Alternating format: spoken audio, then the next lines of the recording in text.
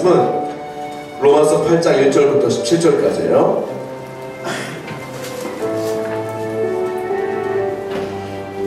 로마서 8장 1절부터 17절까지입니다.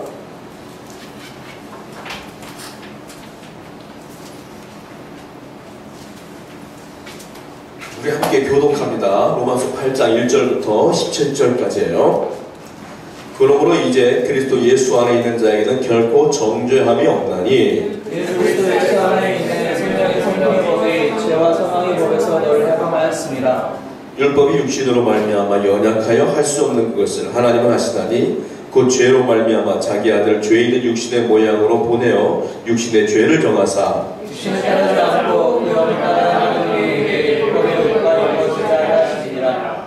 육신을 따르는 자는 육신의 일을, 영을 따르는 자는 영의 일을 생각하나니 육신의 생각은 사망이요 영의 생각은 생명과 평안이니라. 육신의 생각은 하나님과 원수가 되나니 이는 하나님의 법에 굴복하지 아니할 뿐 아니라 할 수도 없습니다.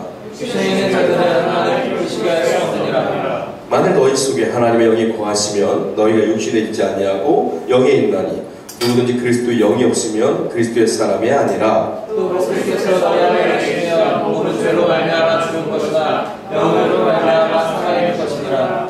예수를 죽은 자 가운데 살리신 이의 영이 너희 안에 거하시면 그리스도 예수를 죽은 자 가운데 살리신 이가 너희 안에 거하시는 그의 영으로 말미암아 너희 죽을 몸도 살리시리라. 그러므로 형제들아 우리가 불친자로 되 육신에게 져서 육신대로 살 것이 아니니라. 너희가 육신대로 살면 반드시 죽을 것이로되 영으로서 몸의 행실을 죽이면 살리니 물은 하나님의 영으로 인도함을 받는 사람은 곧 하나님이 아니라. 너희는 다시 무서워하는 종의 영을 받지 아니하고 양자의 영을 받았으므로 우리가 아빠 아버지라고 부르짖느니라.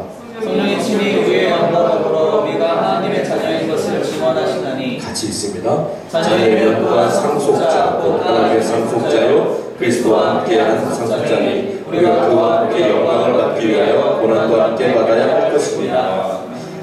기도합니다. 참 좋으신 아버지 하나님, 정말 하나님께서 우리와 함께 하시지 아니하신다면 우리 이 땅을 살아갈 용기도 자격도 힘도 없음을 하나님께 고백합니다. 하나님께서 도우셨기에 건강하고 하나님이 도우셨기에 직장이 있고 하나님이 도우셨기에 공부하고 하나님이 도우셨기에 예배합니다. 이 자리에 임재하여 주시옵소서. 우리 마음 가운데 임하여 주시옵소서. 머리마다 안수하시고 하나님의 영으로 기름 부으셔서 오늘도 귀한 하나님 말씀 깨닫는 시간 되게 하여 주옵소서. 예수님의 이름으로 감사하며 기도드렸사옵나이다. 아멘. 제가 이제 그 신문을 뒤적하다가 인터넷 신문을 뒤적하다가 아주 오래전에 대한 사건을 봤어요. 요즘 세상이 너무 흉흉합니다. 10대 아이들이 철들기 전에 이상한 것들을 많이 받아들여서 애들이 이성이 마비가 된 것 같아요. 그러다 보니까 이상한 사건들이 많이 벌어지고 얼마 전에 신촌에서 있었던 유명한 살인사건도 있었잖아요. 그것뿐만이겠어요. 아주 무서워요, 세상이. 그런 중에 제가 오래전에 있었던 사건을 제가 생각하게 되었어요. 이름이 맞는지 모르겠는데 박한상이라고 하는 살인범 이야기예요. 그 친구가 젊고 유능한 친구였는데 아버지와 어머니가 한약방을 하셨어요. 그 유학을 보냈단 말이에요. 그러니까 유학을 돌아갔는데 얘가 노는 거예요. 일도 제대로 하지 않고 미래가 불투명하니까 아버지가 얘를 불러다가 화를 내며 훈계를 하신 거예요. 뭐라고 하냐면 너 자꾸 이럴 거면 고족에서 파버리겠다. 얘가 이 말을 듣고 이성이 마비가 됐어. 돌아버린 거예요. 거기서 절망감이 몰려온 거죠. 아버지조차도 이러면서 절망감이 몰려왔어요. 그 다음에 얘를 폭발시킨 게 뭐냐면 아버지가 또 말씀하신 게 너는 쓸모없는 놈이야. 아무것도 아니야. 아무것도 할 수 없어. 그때 얘가 확 돌았어요. 절망감과 나는 정말 아무것도 아닌 사람이야 라는 패배감이 확 몰려오면서 얘가 사건을 저질렀죠. 부모님을 그 자리에서 죽였어요. 죽이고 불을 질러서 부모님 시체까지 태워버렸어요. 이 사건 기억하시는지 모르겠어요. 굉장히 오래된 사건인데 너무 사회적으로 충격을 줬죠. 제가요 요 근래 일어났던 사건들을 잘 생각해봤어요. 이 친구들이 왜 이런 사건들을 벌일까? 왜 이런 어려움들이 있을까? 라는 생각을 하던 중에 말씀과 연관되어서 생각나게 그거예요. 기본적으로 행복하면 기쁘면 감사하면 이런 일을 벌일 리가 없어요. 그렇다면 이런 일이 벌어지는 이유가 뭘까? 나름대로의 삶의 절망감이 몰려왔기 때문에 어떻게 할 수 없었잖아요. 그러니까 이것을 표출해내는 방법들이 그런 거가 아닐까. 또한 세상 사람들은 성공하고 승리해 나가는데 나는 자꾸 패배하는 것 같으니까, 패배주의가 몸속에 들어오니까, 마음속에 들어오니까 그들이 이런 사건을 벌이는 건 아닌가 라는 생각을 하게 되었어요. 그러다가 사탄, 마귀의 공격 방법을 연구하게 됐어요. 제가 사탄의 공격 방법, 가장 유용한 방법은 뭘까? 많은 크리스찬들에게 절망감을 주면 되겠구나, 많은 크리스찬들에게 패배감을 주면 그들이 무너질 수밖에 없겠구나라는 생각이 들었어요. 오늘 본문과 연결되어 오면 하나님은 절대로 여러분들에게 절망감을 안겨주지 않습니다. 하나님은 절대로 여러분들에게 패배주의적으로 살아가기 원하지 않습니다. 사탄이 자꾸 우리를 건듭니다. 너는 패배했어. 너는 어떻게 할 거야? 네가 인생을 어떻게 살려고 그러니? 너는 끝났어. 절망감을 주고 패배감을 주는 건 하나님의 영이 아니라 사단이다. 거기에 넘어가면 크리스찬들은 또 무너지는 거예요. 많은 크리스찬들이 시작이 잘못되는 점 중에 하나가 뭐냐면 이런 절망감을 이겨내지 못하는 거예요. 이 패배에서 이겨내지 못하는 거예요. 신앙의 위대한 뭔지 아십니까? 이런 모든 산들을 넘어설 수 있는 힘이 있는 거예요. 그 힘은 하나님의 영이 우리 안에 내주하시기 때문에 가능한 줄로 믿습니다. 오늘 본문의 사도 바울이 그 얘기를 계속적으로 하고 있습니다. 우리가 지난주에 7장을 보면서 이런 얘기를 했어요. 우리 모든 사람에게는 내적 갈등이 있다. 내적으로 전쟁이 벌어지고 있다 그랬어요. 자, 그 전쟁이 구체적인 게 뭔지 아십니까? 절망감과 패배주의예요. 절망감과 패배주의가 자꾸 내 안에 들어와요. 돼요. 이거 어떻게 될까? 힘들 것 같은데? 라는 마음이 들어오면서 한쪽으로는 나는 하나님의 사람이야. 그래도 이길 수 있어. 라고 하면 전쟁이 벌어지는 거예요. 하나님에 대한 신앙이 약해진 사람은 이 패배주의, 절망주의에 넘어지면서 세상으로 흘러갈 수밖에 없는 거예요. 사도 바울은 구체적으로 그 갈등의 원인은 절망이다, 정죄함이다, 패배주의다 라고 직접적으로 이야기하고 있는 겁니다. 로마서 8장 37절에 사도 바울은 이 장의 결론을 내요. 찾아볼까요? 로마서 8장 37절 말씀입니다. 사도 바울이 오늘 본문의 결론을 냅니다. 한번 있습니다. 시작. 그러니 모든 일에 우리를 사랑하시는 이로 말미암아 우리가 넉넉히 이기느니라. 한 번 더 읽어볼게요. 37절 시작. 그러나 이 모든 일에 우리를 사랑하시는 이로 말미암아 우리가 넉넉히 이기느니라. 할렐루야. 넉넉히 이기느니라. 아무리 사탄이 나에게 절망을 줘도, 정죄함을 줘도, 패배함을 줘도 나는 넉넉히 이기느니라. 간신히 이기는 게 아니에요. 넉넉히 이기느니라. 왜요? 이유가 써있죠. 우리를 사랑하시는 이로 말미암아 넉넉히 이기느니라. 누굽니까? 예수 그리스도로 말미암아, 성령으로 말미암아 우리는 넉넉히 이기느니라. 할렐루야. 그러니까 여러분의 인생 가운데에 좋지 않은 것, 하나님 원하시다는 마음이 들어볼라 여러분들은 이길 수가 있어요. 이미 힘이 있어요. 거기에 자꾸 집중하지 않았으면 좋겠습니다. 사도 바울은 그 얘기를 오늘 본문에서 계속적으로 이야기합니다. 로마서 8장을 보면요, 한 신학자가 이렇게 이야기합니다. 성경을 다이아몬드 반지라고 표현을 해요. 다이아몬드 반지가 성경이다라고 하면 로마서는 바로 링이 아니라 다이아몬드다. 성경 중에 성경이라는 거죠. 그러면서 그 신학자는 뭐라고 말하냐면 오늘 읽은 8장의 37절 말씀 있죠? 지금 말씀? 이거는 다이아몬드 중에 가장 빛나는 부분이다. 이렇게 설명을 했어요. 이것만 믿으면 여러분들은 절망에 빠질 일도, 괴로움에 빠질 일도 없는 거예요. 넉넉히 이미 이겼어요. 할렐루야. 이걸 믿고 살아가는 게 우리의 신앙이라는 거예요. 이걸 믿고 살자는 거예요. 더 이상 감정적인 요동에 휩쓸려가지 않았으면 좋겠습니다. 아무리 거센 파도가 몰려와도 하나님이 이기게 하셨어요. 이미 이걸 믿고 나가면 흔들릴 일도, 감정의 기복도 없는 거예요. 말씀대로 사시는 여러분들에게 축원드립니다. 구체적으로 죄의 의식에 대해서 어떻게 해방될 것인지 사도 바울은 말합니다. 1절 말씀을 다시 한번 읽습니다. 1절 말씀입니다.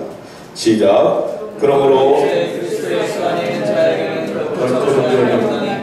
자, 보시면 그러므로 이제 그리스도 예수 안에 있는 자에게는 결코 뭐요? 정죄함이 없나니 그랬어요.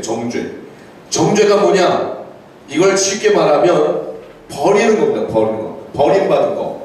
정죄. 누가 누구를 정죄하기 시작하잖아요. 야, 넌 이게 잘못됐어. 너 그렇게 살면 안 돼. 라고 정죄하는 건 본인은 내가 얘를 사랑해서 말합니다라고 얘기하지만 받아들이는 사람 입장에서는 사랑하는 게 아니에요.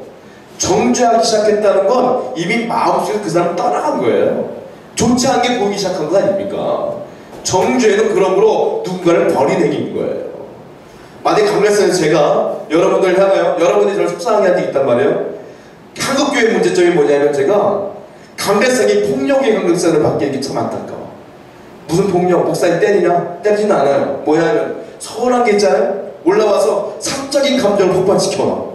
이름 부르진 않아. 그러나 뭐 그 사람을 알 수 있는 얘기들 막 퍼워. 나는 너무 마음이 아파요. 강례성은 그게 아니잖아요. 말씀을 선포하는 자리잖아요. 저는 지금까지 당당하게 말할 수 있는데 첫사역 20대 초반부터 시작했을 때 지금까지 한 번도 강례성에서 감정적인 사적인 감정을 표현한 적이 한 번도 없어요. 웃기려고 한 적은 있지 진짜 진심으로 얘기한 적은 없어요. 여러분들 아시겠어요? 제가 말하는 거 그러니까 진심이 아니야. 나는 진짜 하고 싶은 얘기 있으면 전화해. 그냥 전화하든지 만나든지. 전화하지 않고 만나지 않는 건 할 말이 없는 거야.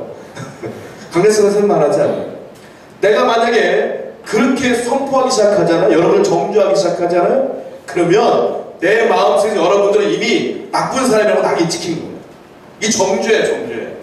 여러분이 사랑하는 동료들을 정죄하기 시작하지 않습니까? 그 사람을 버린 겁니다. 사랑은 뭔지 아세요? 허물을 덮는 겁니다. 덮고 받아들이는 겁니다. 근데 내가 누군가를 욕하기 시작하고 비난하기 시작한다. 끝난 거예요. 그 관계는 끝난 거예요. 성도가 목사를 욕하기 시작한다. 끝난 거예요. 목사가 성도를 욕하기 시작한다. 끝난 거예요. 동료가 동료를 욕한다. 끝난 거예요. 그러므로 여기서 말하는 것은 사도 바울이 그러므로 이제 그리스도 예수 안에 있는 자에게는 결코 정죄함이 없나니. 할렐루야. 정죄함이 뭡니까? 정죄를 받기 시작하면 절망감에 빠지는 거거든요. 그러니까 정죄함이 없다. 사도 바울이 말하는 겁니다. 이제는 너희가 죄의식에서 벗어나야 된다. 정죄의식에서 해방돼야 된다. 첫 번째 이유가 뭔지 아세요?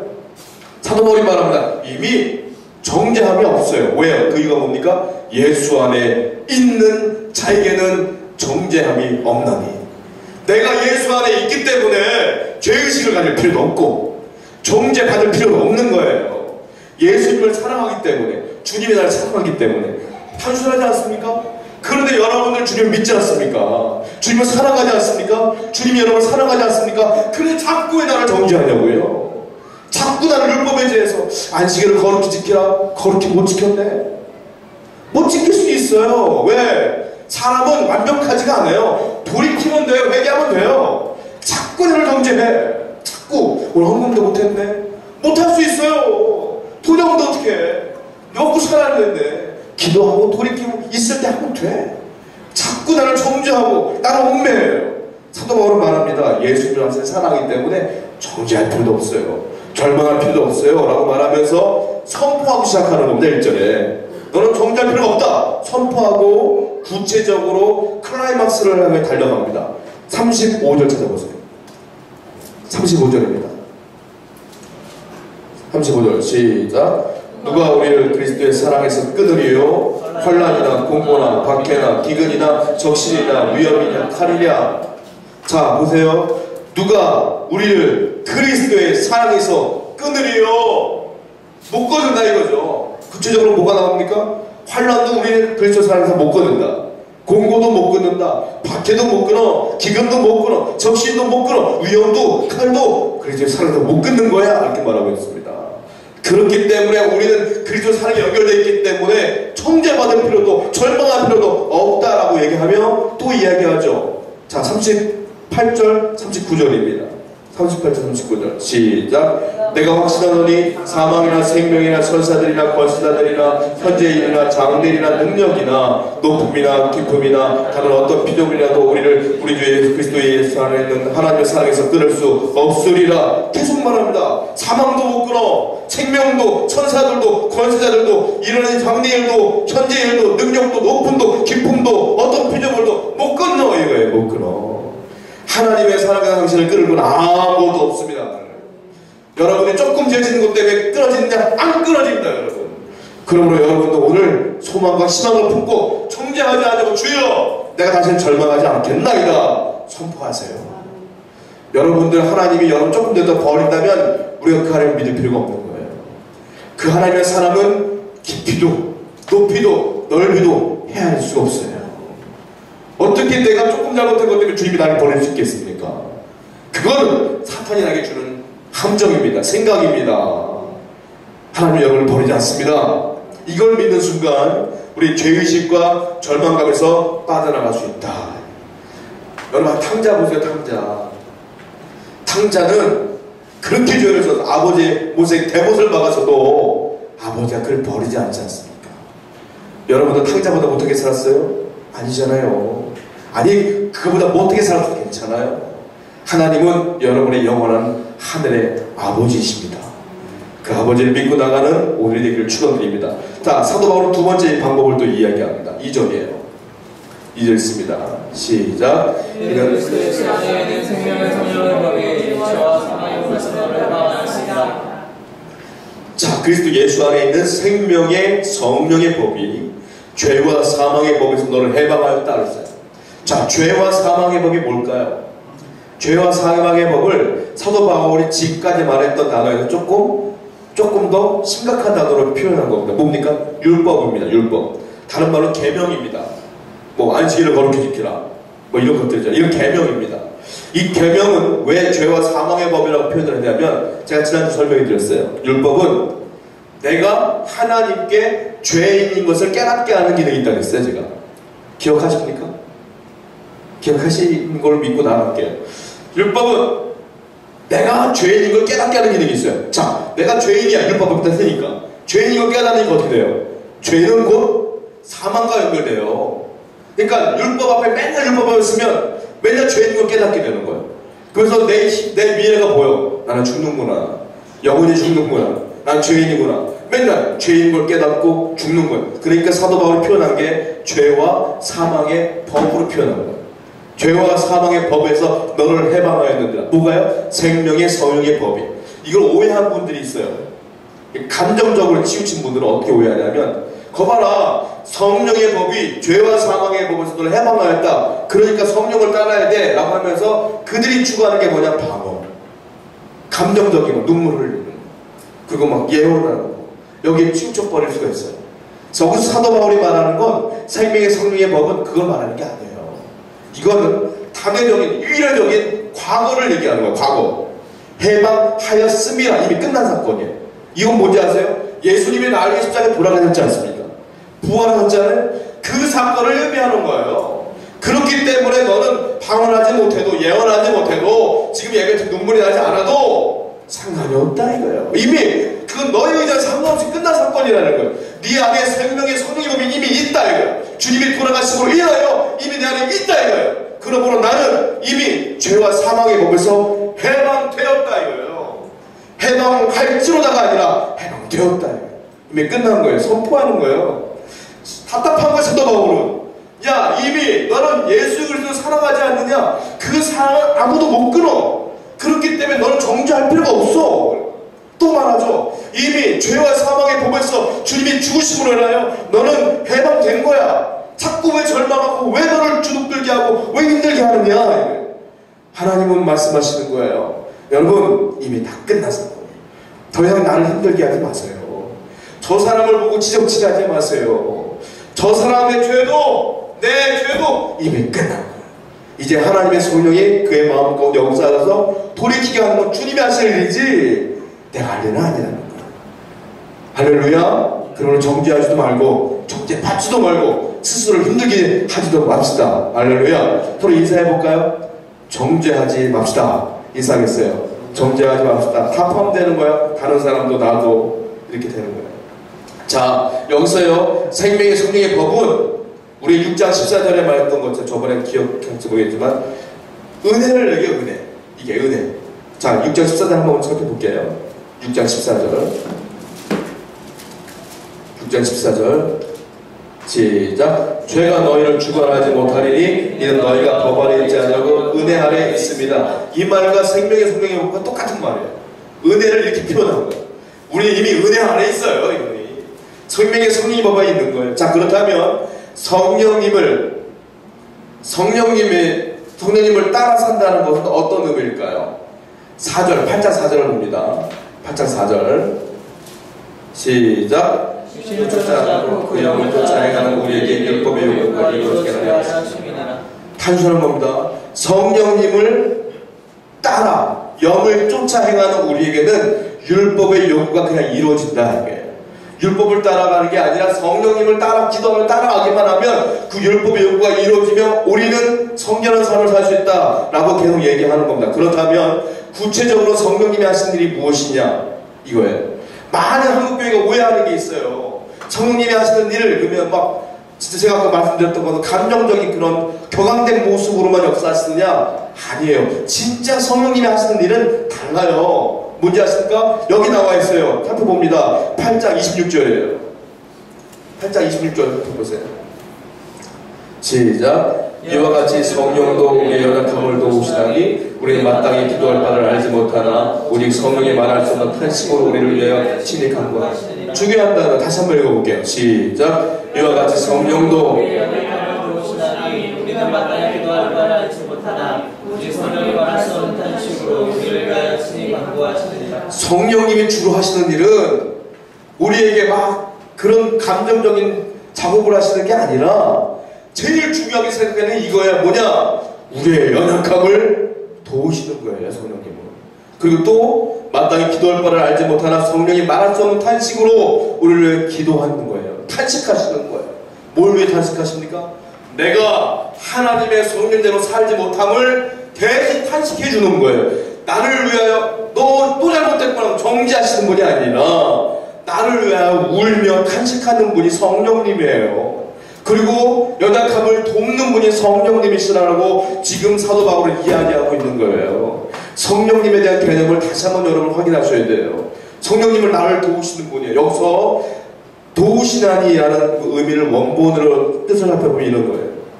어린아이가 바깥으로 나가면 잘 못 걷는 아이가 넘어집니다. 때때로 넘어져요. 저도 우리 아이를 키울 때 애들이 막 걸음마 시작하면 넘어져요. 넘어지면 어떻게 하냐면 저는 어떻게 하냐면 제 아내는 저도 담대해서 놔둬요. 넘어지든 말든. 저는 어떻게 하냐면 애들이 그 옆에 항상 있어요. 손을 이렇게 내밀고 이렇게 그렇게 해서 제가 키웠거든요. 여기 돕는다는 의미는 어떤 거냐면 못된 부모들은 그냥 넘어지는 말로 일어나 이런 사람도 있어요. 근데 그렇지 않고 성령님은 넘어지면 아이고 일어나라, 잘했어, 잘 걸었어, 자 조금 더 걸어보자, 이렇게 하는 게 돕는다는 의미라는 거예요. 그러니까 성령님이 하시는 일은 뭐냐? 내가 연약하기 때문에 율법을 못 지켜요. 계명도 못 지켜. 말씀대로 살려고 하나? 말씀대로 못 살아. 저나 여러분이랑 똑같은 성품을 가진 사람들이 못 살아. 살 수 없어. 우리 주님이 아니잖아요. 그럼 넘어진단 말이에요. 때때로 넘어져요. 야, 오늘 기도해야지 하는데 게을러서 기도를 못 할 수도 있는 거야. 오늘 예배해야지 하는데 자꾸 세상에 빠지고 싶어도 못 나갈 수 있는 거야. 넘어지면 성령님이 어떻게 하는 거야? 너 또 일어나려? 이게 아니라 탄식하시는 거야. 주여, 제가 또 못 나갑니다. 대신 기도해 주신다는 거야. 그리고 격려해 주시는 거야. 사랑하는 아들아, 사랑하는 딸아, 그래도 주님께 나가지 않겠니? 예배드리지 않겠니? 일어나라. 괜찮다. 지금 건 괜찮아. 잘하면 되지 뭐. 이렇게 돕는 분이라는 거예요. 그러므로 여러분, 성령님은 중요한 일은 나를 돕는 분이에요. 내가 넘어져도 돕는 분이에요. 그러므로 여러분들은 성령님을 따라가기만 하면 율법도 이루고 주님이 원하시는 삶을 살게 될 줄로 믿습니다. 성령님을 구하십시오. 주님 나에게 역사하시고 일하십시오 라고 완전히 오픈하고 개방하세요. 그리고 주님을 따라가는 삶이 중요하다 이거예요. 자, 그렇다면 우리가 생각해 볼 게 있는데 지금까지는 이제 정죄에 대한 얘기했어요. 또 다른 단어가 있어요. 패배의식, 패배자. 이걸 어떻게 극복할 것이냐. 사도 바울은 또 여기서 세 가지 정도를 얘기합니다. 패배의식을 이길 수 있는 방법은 간단하다. 이것도요, 내가 되어지는 게 아니라 이미 끝난 사건이거든요. 그 생각의 변화, 그 행동의 변화, 신분의 변화를 사도 바울에 다시 한번 우리가 리마인드 시켜줘요. 이미 끝난 사건을 다시 한번 얘기해줘요. 우리가 모르니까. 자, 6절 한번 읽어봅니다. 6절. 8장 6절입니다. 시작. 육신의 생각은 사망이요 영의 생각은 생명과 평안이니라. 극명하게 드러납니다. 육신의 생각은 사망이다. 그리고 영의 생각은 뭐예요? 생명과 평안이다. 이렇게 표현하고 있어요. 여러분, 육신의 생각, 모든 사람들은 육신의 생각을 따라가는 사람들은 어떤 생각을 하는지 아세요?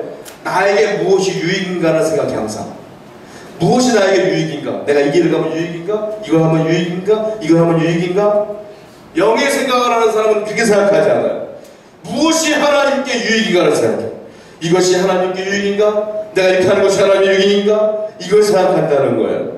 육신의 생각은 사망이지만 영의 생각은 생명과 평안이다 라고 말하고 있는 거예요.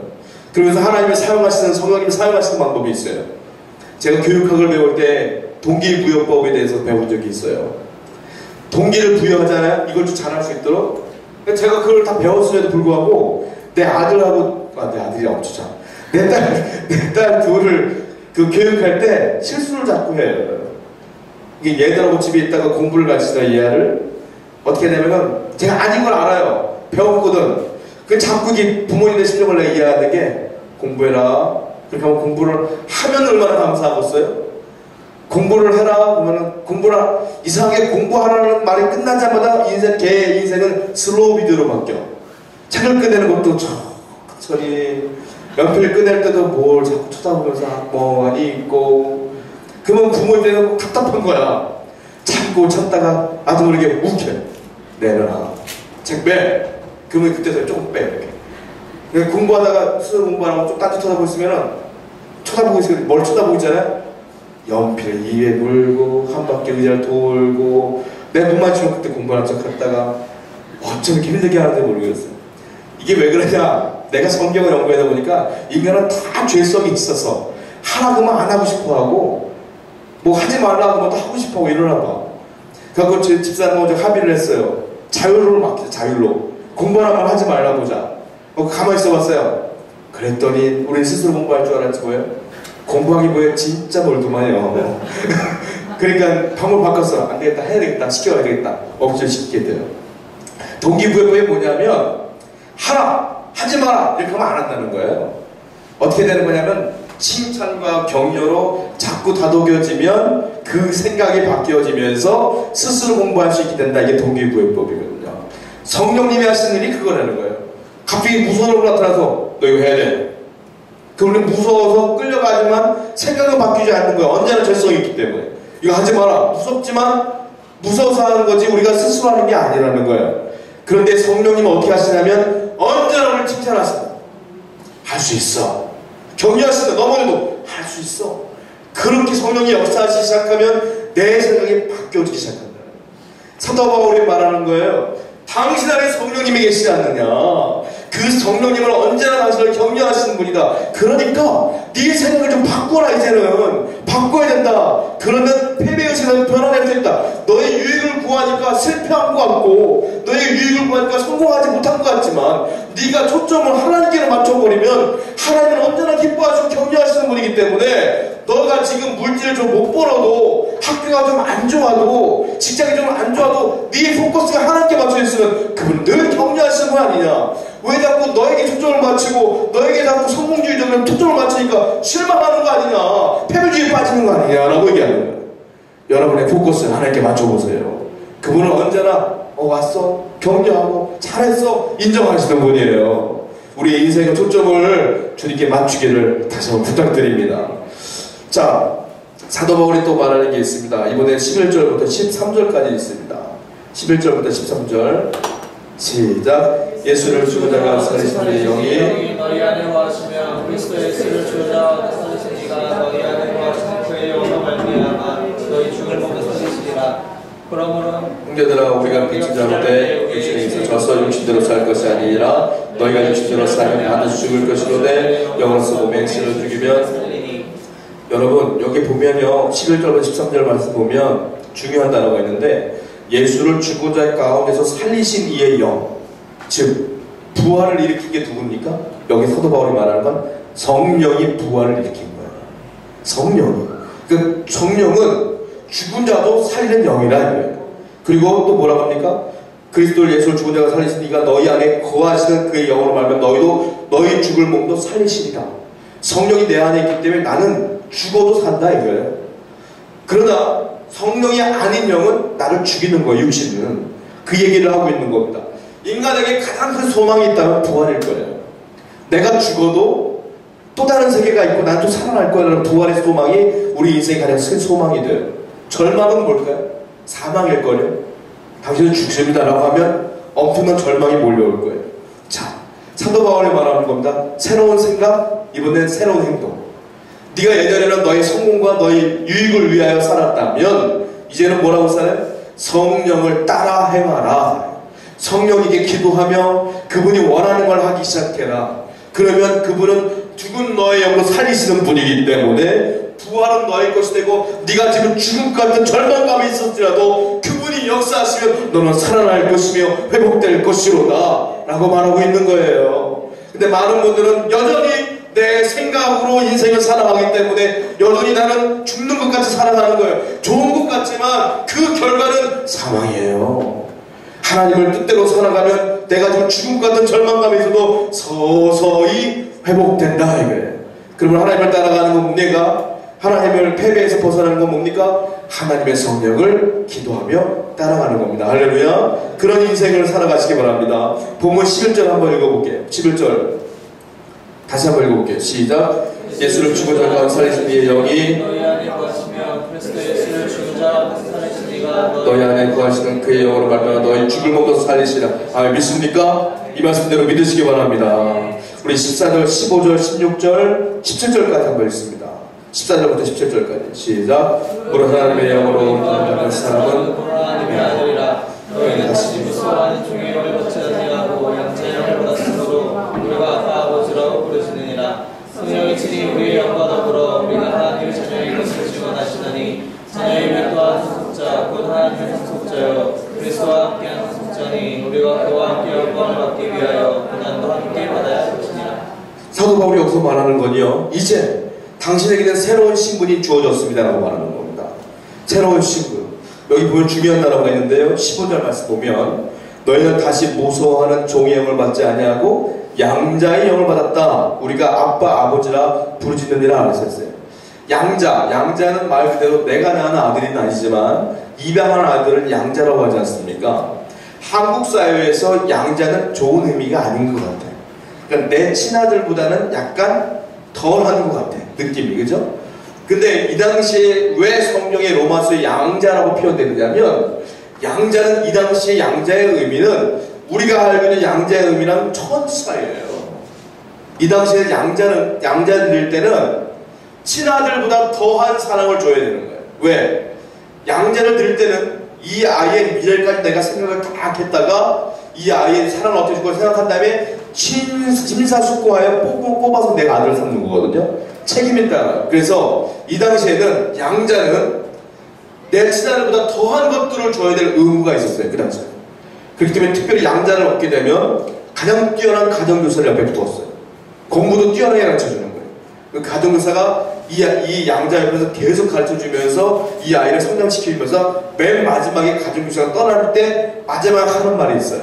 뭐라고 하냐면, 이제 저 사람은 당신의 아버지고 이제 저 사람이 가지고 있는 모든 재산은 당신 겁니다. 당신은 상속자예요. 그리고 떠나는 그 교육이 맞춰지는 거예요. 그럼 그 아들은 완전히 그 아버지의 재산을 소유할 수 있는 자가 되는 거예요. 우리의 양자의 의미랑 너무 다른 의미예요. 그래서 하나님이 말씀하시는 거예요. 양자라고 표현하는 거예요. 즉 여러분의 새로운 신분은 뭐냐? 이제 예수 그리스도를 믿음으로 말미암아 양자의 신분을 바뀌었고 이제 하나님을 아빠, 아버지라 부를 수 있는 자가 되었고 그분이 가지고 있는 모든 것들을 상속받을 자가 된 겁니다. 그러면 더 이상 패배의식에 빠질 이유가, 내가 더 이상 실망과 절망에 빠질 이유가 뭐가 있어요? 그분께 다 내 거가 되는 거고 그분이 내 하나님의 아버지가 되는 건데, 할렐루야.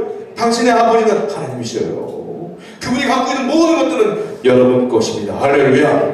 이걸 믿으라 이거예요. 이걸 믿으면 너희는 패배의식에서, 절망의 의식에서 벗어날 수 있다. 한 할머니 얘기를 해볼까요? 콩나물 장사를 하시는 생상으로 아들들을 다 키웠고 훌륭하게 키웠습니다.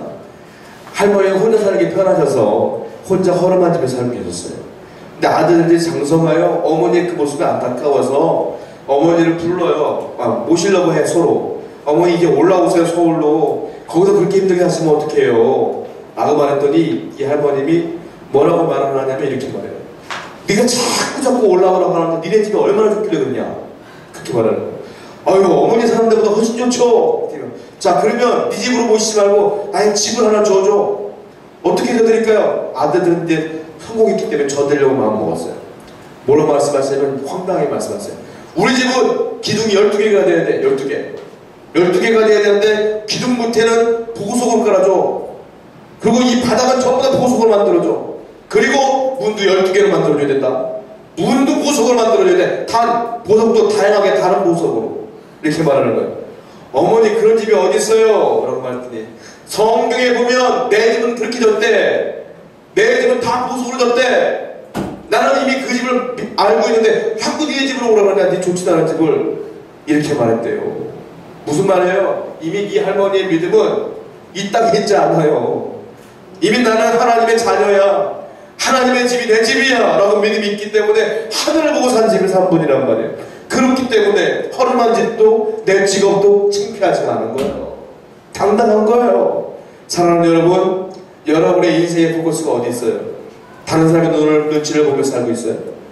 여러분의 인생의 각오를 주님께 완전히 하늘나라에 바쳤으면 그 하나님의 모든 것이 내 것이라고 믿는다면 지금도 어깨를 피고 살아야 돼요.